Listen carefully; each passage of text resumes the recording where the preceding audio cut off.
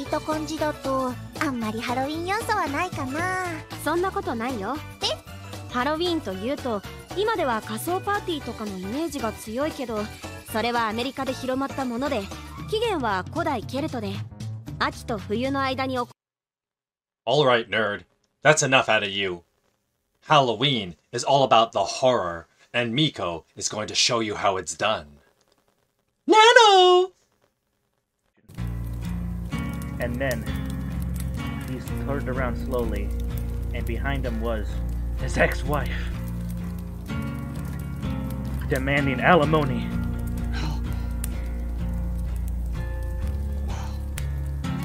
That was pretty good. Yeah, I've been practicing that one for months. What do you think?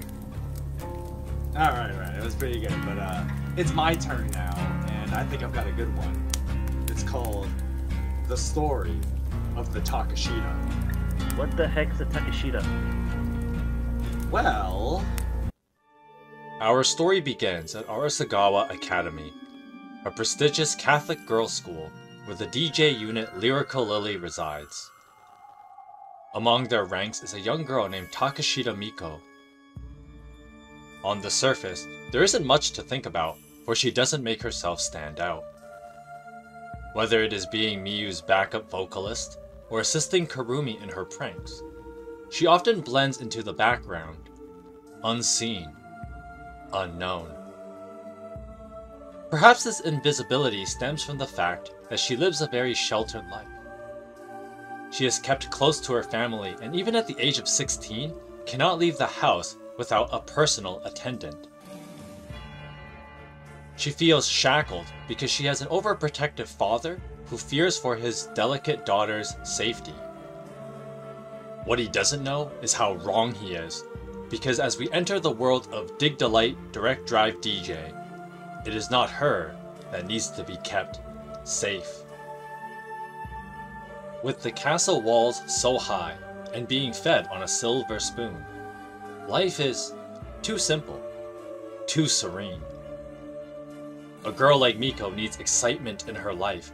She needs something to make her feel alive. This is why one of her favorite pastimes is to go to amusement parks and ride intense roller coasters to get her adrenaline going. But that has its limitations, as not only would she need an attendant following her around there too, there is something lacking in thrill rides that Miiko needs to satisfy herself. Something to feed upon, and she needs to be able to get it at any time. But with her cunning, she knows exactly where to get it.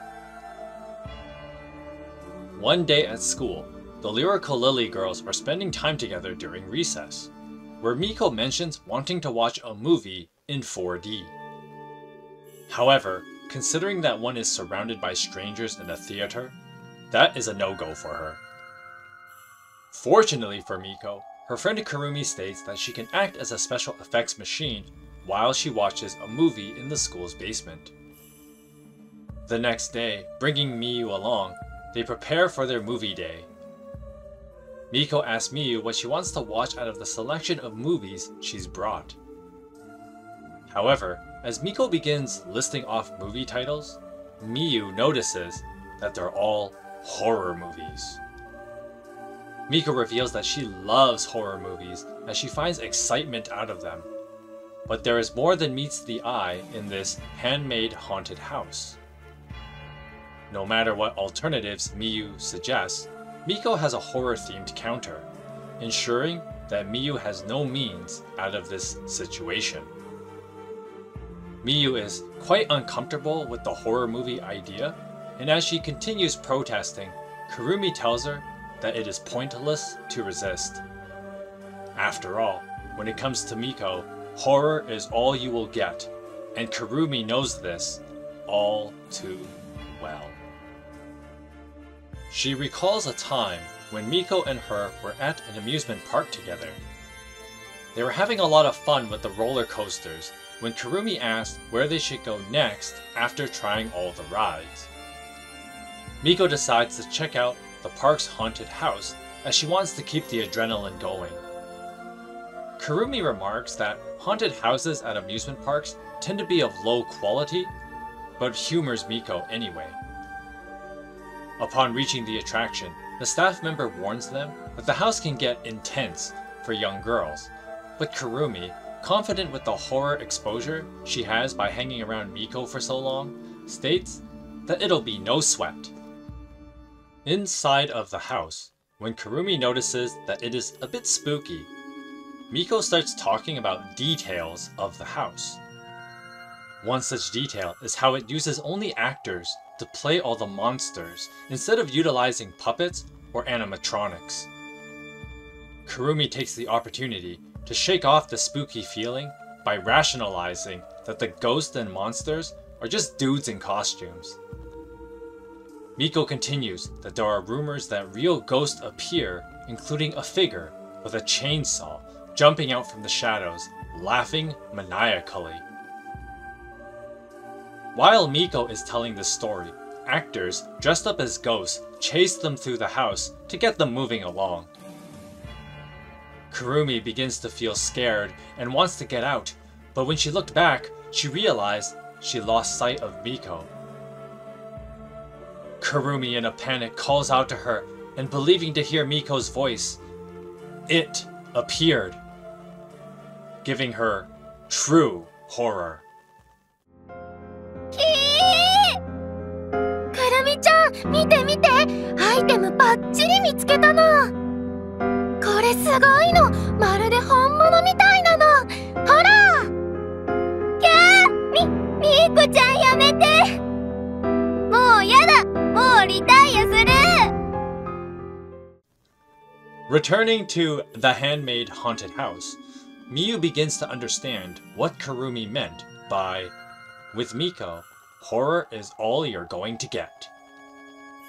Between the film and Kurumi's handcrafted special effects, Miyu needed to avert her eyes away only to find something truly terrifying. Miiko, sitting in the dark, with a smile. Underneath those emerald eyes lies a girl who finds happiness in the fear and discomfort of others. It dawns on Miyu that if Miiko is willing to put DJ teammate and close friend through such an experience, then who else is subject to Miiko's frightful antics? Oh, the thought must dreadfully weigh on Miyu's mind.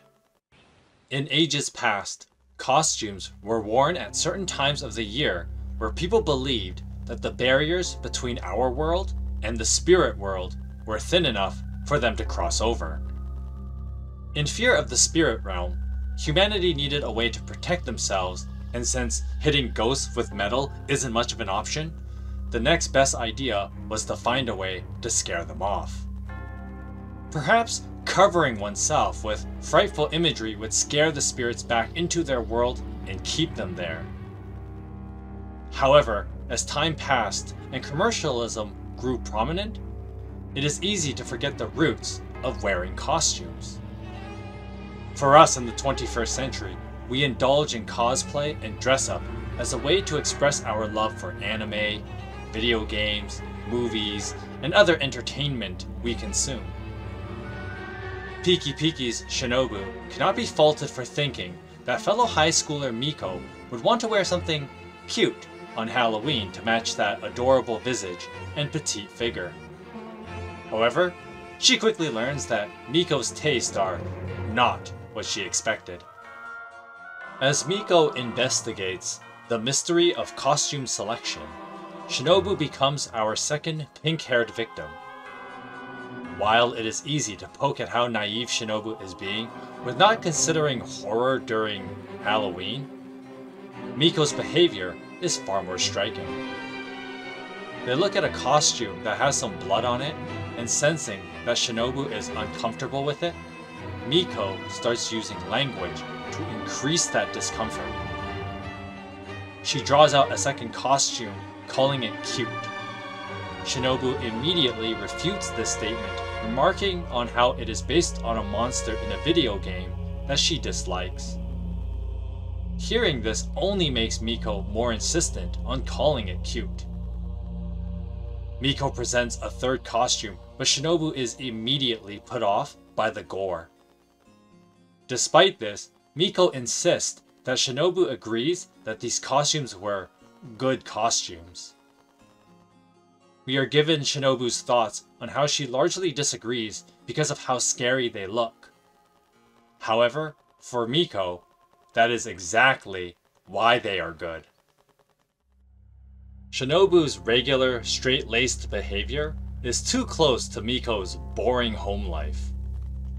The more Miiko can break Shinobu's dull demeanor, the better she will feel. Fortunately, Shinobu is a quick wit and finds an excuse for them to make their group cosplay less horror-based.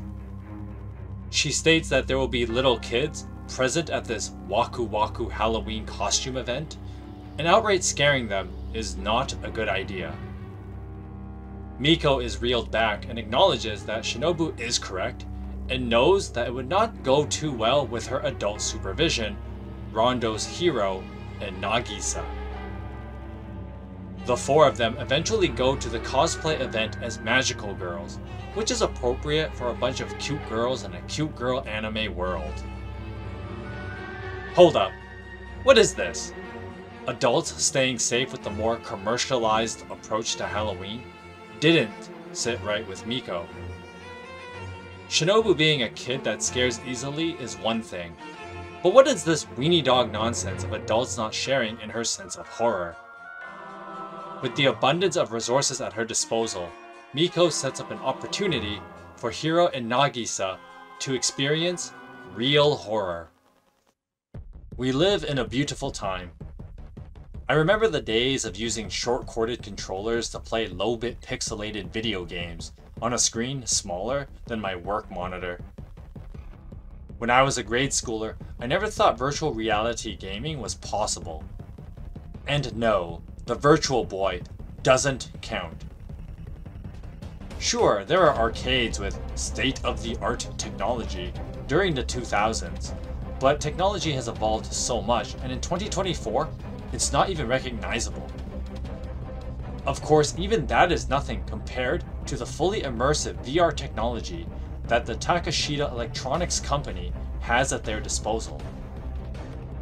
While taking the members of Rondo on a tour, Miiko shows them a room that can create entire 3D simulations without the need of a headset or controllers. In a Sleepy Days, Tsubaki accidentally activates a control panel, initiating an oddly eerie program, the Mystery Virus Pandemic, which turns into a virtual zombie apocalypse that Nagisa and Miiko must survive after the rest of Rondo are infected. Everything about this program is suspect. For starters, the ground zero of this virtual pandemic so happens to be Miiko's school of all places. Secondly, the effects of the virus itself turns people into zombies that speak in nano, bringing into question why this virtual virus is programmed to make people talk like Miiko. Thirdly, Miiko seems to know a lot about the program they are in, from the details of the virus, to knowing how the zombies behave, to knowing the requirements to activate the program's kill switch. Speaking of kill switches, a detail mentioned during Rondo's tour is that the research facility has no staff on site and claims that they can work remotely. This is crazy because with such sensitive technology, there is no reason that there would not be heavy security at minimum, let alone at least one on-site personnel for any hard system shutdowns if problems were to arise during any testing. This is extremely suspicious as Miiko is not normally allowed out of her house without an attendant. But here, she has full reign of her father's research lab. There are too many coincidences in this Nano of the Dead simulation. Or perhaps none of this is a coincidence at all. In reality, Miiko created the entire virus program to create an isolated environment so she can scare the Rondo members. However, her approach to scaring them backfires. Her attempt to create dread in Nagisa by having her fear force her to forsake her friends and run from them triggered Nagisa's abandonment trauma. As a result, Nagisa is more angry than scared, which pulls Miiko out of the immersion. Miiko reveals to Nagisa that she loves scary things and always wondered why others didn't share that same passion, including her closest friend, Kurumi. Nagisa thinks that this is due to childish recklessness, but a later scene suggests something more sinister. When Nagisa comes up with a plan to overload the program and Miiko shows skepticism, Nagisa points out how excited Miiko should be since the prospect of an entire zombie horde trying to stop their plan is the ultimate thriller. The problem that Nagisa doesn't notice is that she herself is being brave, and that sucks the fun out of it for Miiko. Turns out that the Nano of the Dead program was a total bust, but Miiko is not a quitter and will go right back to trying to scare a bunch of adults. Rondo receives another invitation to Miiko's game, returning to the virtual reality lab. Miiko wants Rondo to playtest a game that she thought up. Hiro shows hesitancy due to the last program, but Miiko states that this one will be a lot more exciting. She voice initiates the program, sending Rondo to a fancy hotel setting. While Hiro oddly experiences a hot shower in VR, it turns out that Miiko again created a scenario to scare the Rondo members, but unlike the Nano of the Dead program, this time, Miiko takes a direct approach. Using American horror movie references, she proceeds to jump scare them just before virtually murdering them, leaving Nagisa to the end. Unlike the last time, Nagisa is actually scared, which makes Miiko happy. After the game is over, Miiko is cheering in joy as Rondo laments their newfound trauma, which she was originally going for. You know you did some serious damage when Tsubaki is too scared to be by herself for a while, and Nagisa never wants to play virtual reality games ever again. This proves that not even adults are safe from Miiko, for instilling fear into others is what Miiko lives for. She has mastered the craft so well that she actually doesn't need her father's advanced technology to psychologically torture people. On a typical midsummer day at Arasagawa Academy, Miiko with the rest of Lyrical Lily find themselves bored. Kurumi comes up with the idea of going to a fireworks festival at a distant beach, meaning they would need to stay overnight. Instead of staying at a high-end hotel, like comically rich girls often do, Miiko selects a rustic Japanese inn. When they arrive at this inn, Miiko reveals that she chose it because of rumors of a ghost appearing if people can tell 100 ghost stories in one night. Miiko goads Lyrical Lily to get started early so they can reach 100 stories and see if this rumor is true. Miyu begins with talking about something weird about their school. There has always been a skeleton anatomy model in the science classroom, and always wondered why it was there if they never used it for any lessons. When there is nothing else to add to the story, Kurumi takes her turn and tells a story about a ghost she once saw in their school. After describing its appearance, Haruna points out that Kurumi forgot a certain detail of how there is a second ghost that follows the first one. When Kurumi freaks out about the second ghost, it is revealed that Kurumi was attempting to plant images into Haruna's head and then scare her at school by dressing up like the ghost she described.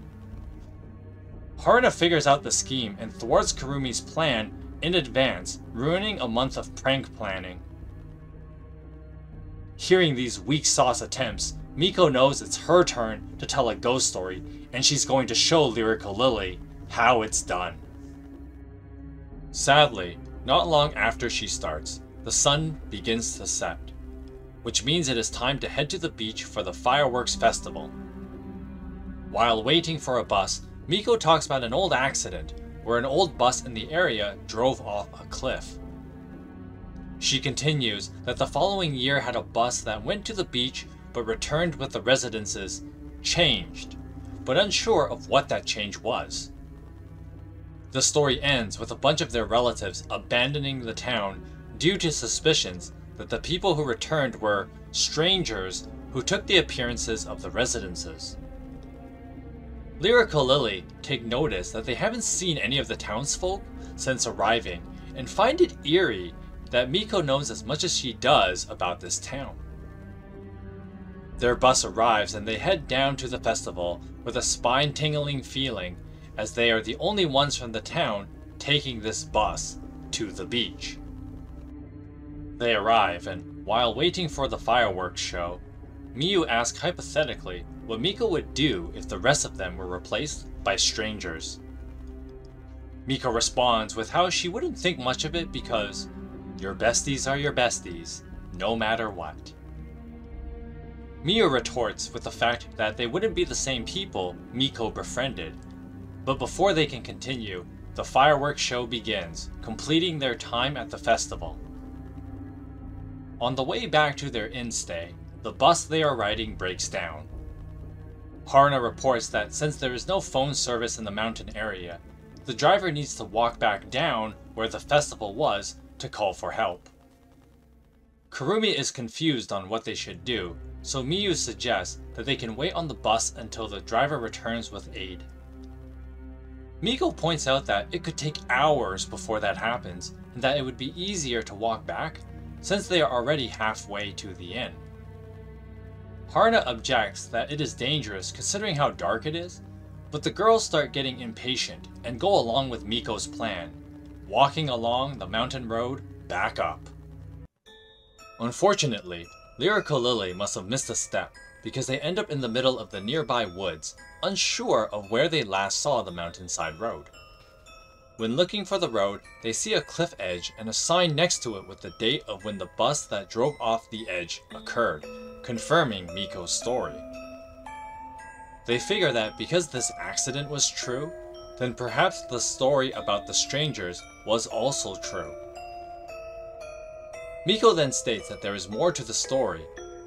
Apparently, there were rumors that the former residences did not abandon the town, but were actually eliminated. Haruna tries to ask what Miiko meant, but suddenly... 今の声はくるみさん。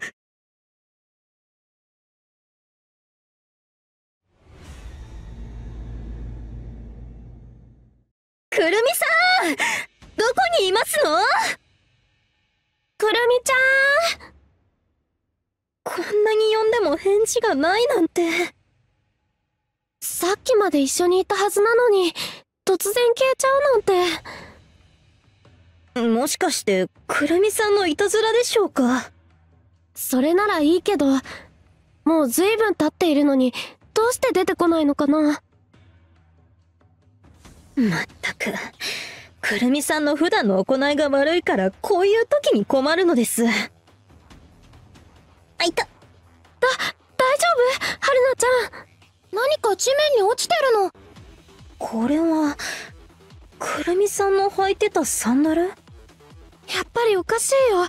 こんな暗い道に脱ぎ捨てていくなんていたずらとは思えない。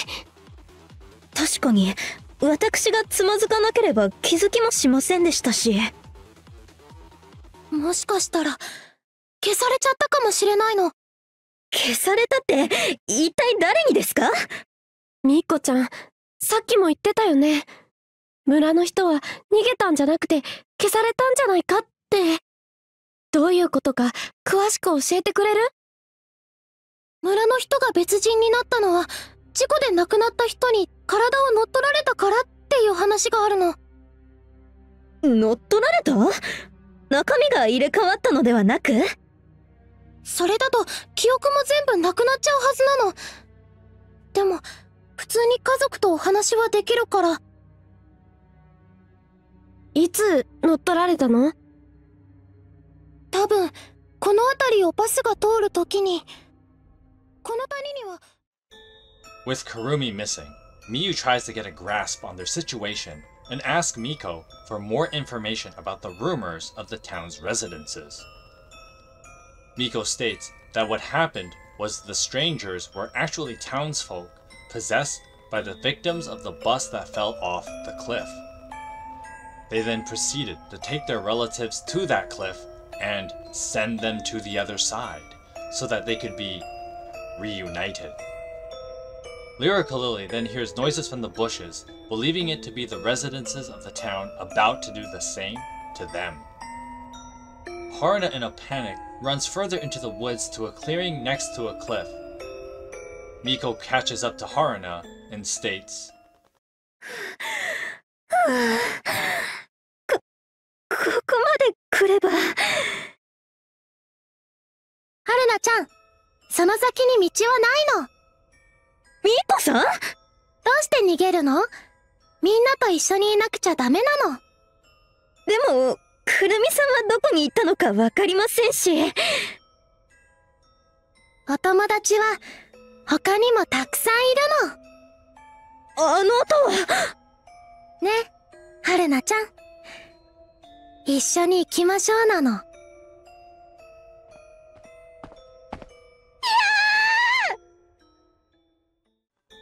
Miyu, hearing the scream, runs to the same clearing and finding Haruna's sandal, fears the worst. Miiko appears and they assess the situation. Miyu shows Miiko the sandal, and after pointing out that it is Haruna's, Miiko suggests that they find help. Miyu stops Miiko and asks who she really is. Miiko acts confused, but Miyu reveals that the sandal she showed was actually her own, yet Miiko knew that Haruna was at that clearing. Miyu points out that Miiko must be a stranger because she knows too much about this ghost town. But it is too late because... みゆちゃん、くるみちゃんもはるなちゃんもあっちに行っちゃったの。みーこちゃん？一人ぼっちは寂しいの。だからみゆちゃんも一緒に。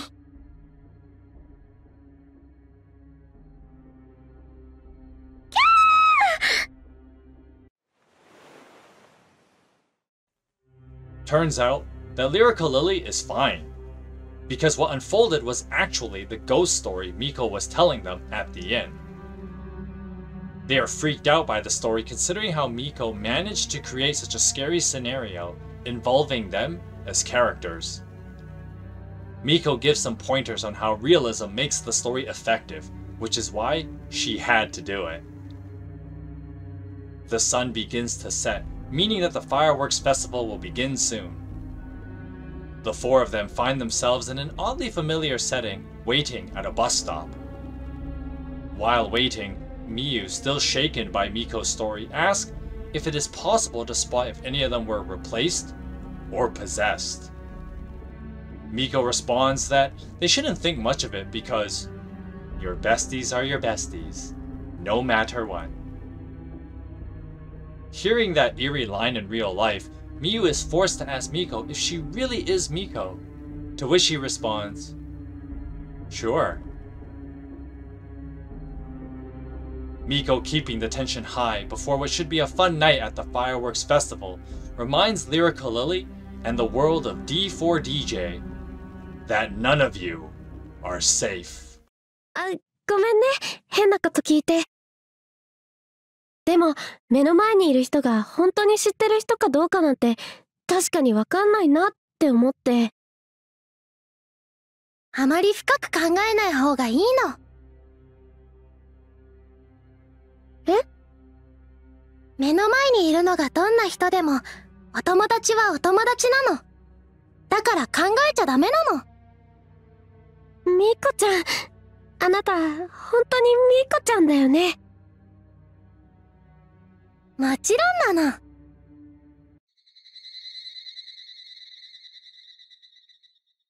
How is that?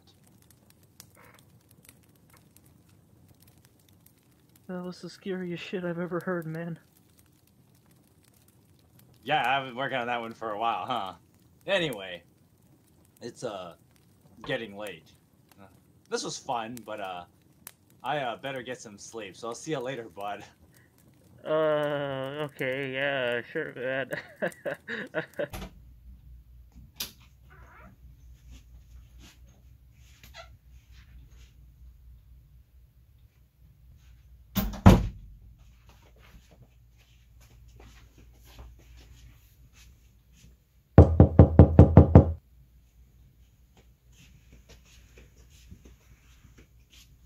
Someone there?